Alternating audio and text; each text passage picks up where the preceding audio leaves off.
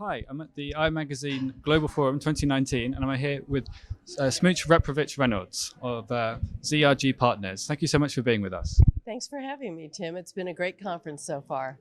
And you're giving one of the main speeches here at the conference, and you're talking about the IR profession. And one of the things you focused on is the direction that the profession is going in.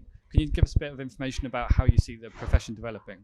I think it's gone quite rapidly in the last decade from being a entry-level task-oriented role to being a leadership role in most companies. Okay, and beyond that, in terms of news trends we're seeing in the market, for example, new types of technology and so on, how is that going to impact the IR profession, do you think? I think technology is going to advance all of us across the C-suite in how we do our work, how timely it is, how detailed it is.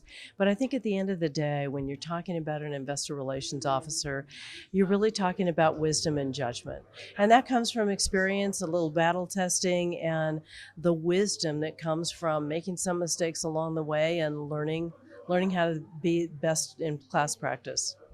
Okay, so there's good tips that IRA is always going to need to be good at their jobs.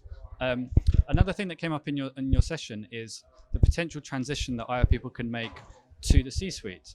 Can you tell us a bit about how often does that kind of transition happen? I don't think that kind of transition happens often enough. And I think part of it, Tim, is IR is a young profession.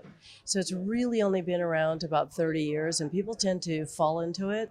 So there's not a clear kind of line of sight about how you can move up to the C-suite or to a CEO role. But I think with each subsequent generation coming along, I think more and more people are going to realize that the IR role is a springboard to greater roles in the company. Yeah, and I guess you were mentioning that it depends on the company, but there's maybe senior management roles at smaller companies or even at divisions of companies. But maybe that's a more realistic place to target. I think that's true. I think if an investor relations officer can move into a corporate development role or being a CFO at an operating group, gathering kind of a whole basket of experience is going to make that person more eligible and ready to be a CEO no matter the size of the company.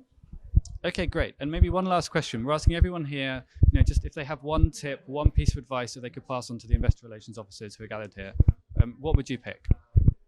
I think the best tip I have is have a viewpoint.